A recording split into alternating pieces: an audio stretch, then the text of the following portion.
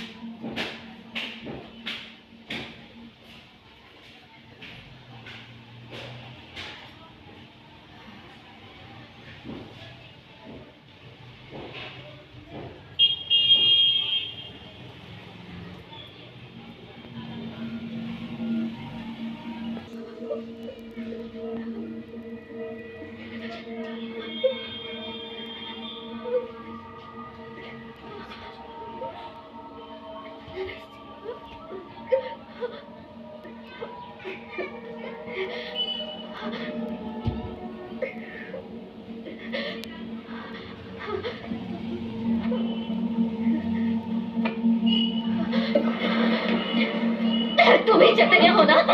Stop this, please. अपनी उस भवानी को संभालो, मुझे टॉर्चर कर रही है।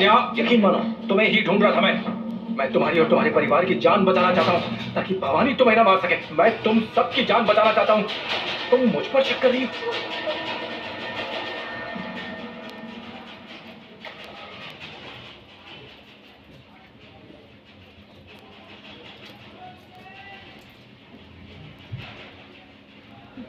एक बात बता, क्या तुम भवानी को जानती थी? कभी जाने अनजाने उसे कोई नुकसान पहुंचाया? ये क्या बकवास है?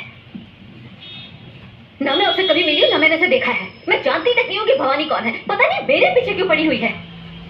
ये इत्तेफाक नहीं है, मुझे पक्का यकीन है वो तुम्हें जानती है, इसीलिए पीछे पड़ी है। चैतन्य, चैतन्य। एक दिन संयोगवश मैं भवानी से टकराया। भवानी तुम्हारे पीछे क्यों पड़ी है, मेरे लिए एक पहेली है। इसका राज जानने के लिए तुम्हें किसी से मिलना होगा।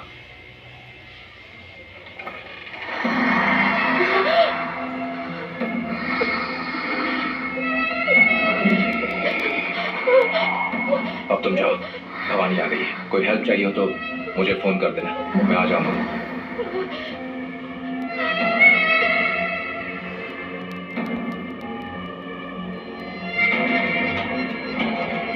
गांव वाले कहते हैं तुम्हारे ताऊ को चुड़ैल ने मार डाला। अब तो दादी की भी जान चली गई। भवानी तुम्हारे पीछे क्यों पड़ी है, मेरे लिए पहेली है। मेरे ख्याल से तुम्हें खुद भवानी से रूबरू होना चाहिए। कभी जाने अनजाने उसे कोई नुकसान तो नहीं पहुंचाया? इसका राज जानने के लिए तुम्हें किससे मिलना होगा। आधे चंद्रमा की रात को हम उसे बुला सकते हैं। क्या तुम उससे मिलने के लिए तैयार हो? उस आत्मा को काबू करने का सिर्फ एक ही तरीका है, काल भैरव की पूजा करनी होगी, तभी उस आत्मा से मुक्ति मिलेगी तुम्हें। मंत्रों का जाप वहीं होगा जहां वो आत्मा रहती है, यानी तुम्हारे घर में। वो आत्मा बहुत ताकतवर है, वो तुम्हारी जान भी ले सकती है। अमावस्या की आधी रात में जब मंत्रों का जाप होगा, तुम्हें भवानी की लाश को बाहर निकालकर उसके शरीर पर त्रिशूल से वार करना होगा।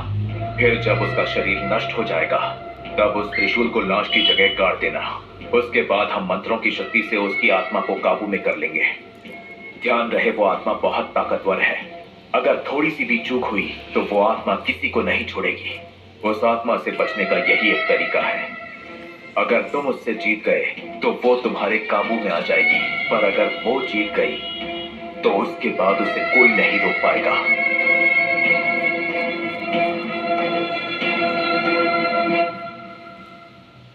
अरण्या कहाँ चली गई थी? हम लोग कितना परेशान हो गए थे। बेटा, दादी के गुजर जाने की वजह से तुम्हें सदमा पहुंचा है। तुम कहीं घूमने जाना चाहती हो तो जाओ, या फिर किसी काउंसलिंग की जरूरत है तो हमें बताओ, हम इंतजाम कर देंगे। लेकिन हमसे बातें करना बंद मत करो बेटा, तुम्हारे अलावा हमारा और कोई नहीं। प्लीज बात करो हमसे। दिल्ली से जॉब इंटरव्यू का कॉल आया है पापा, नेशनल न्यूज चैनल। आज ये निकलना होगा। अब ये कहीं नहीं जाएगी, इसकी हर बात मानना जरूरी है क्या? ठीक है, तुम्हें जाना है तो जाओ, तुम्हें जो सही लगे वो करो, पर अपना ख्याल रखना। थैंक्स पापा। Thanks mom.